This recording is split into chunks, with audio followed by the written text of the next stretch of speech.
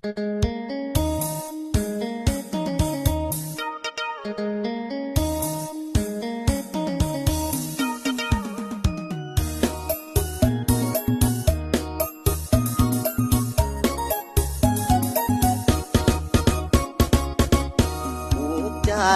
อีหลี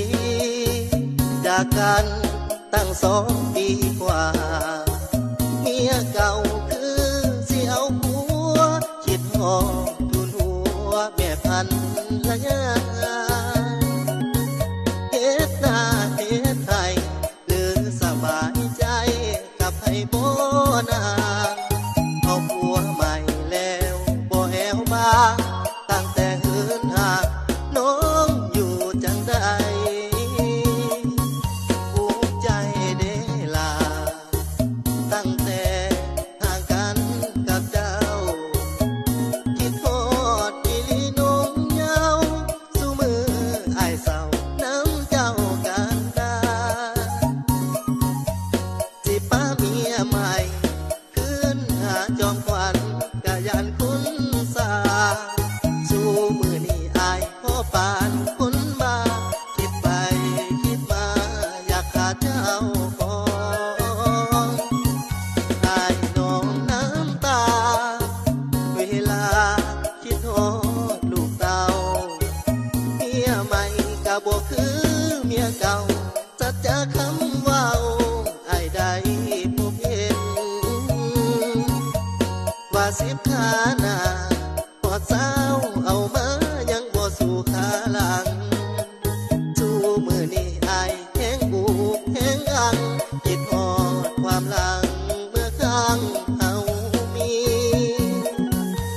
คิดฮอดอีหลีอายคิดฮอดเด้เมียเก่าคิดฮอดแต่เจ้าเมียเก่าอย่าเฝ้านายนี้ให้รอเด้อล่ะไอ้สิกลับมาหาแม่คนดีให้โอกาสกับอายจักทีเสื้อเถิดคนดีไอ้มีแต่นาขอโทษเด้อล่ะไอ้ผิดไปแล้วคน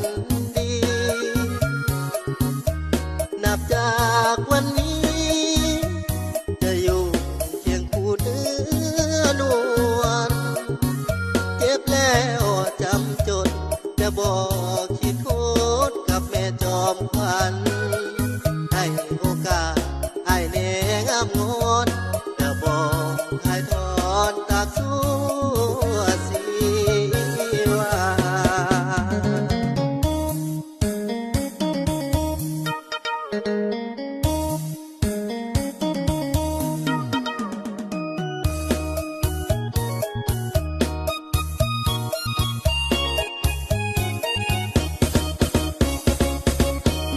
คิดฮอดอีหลี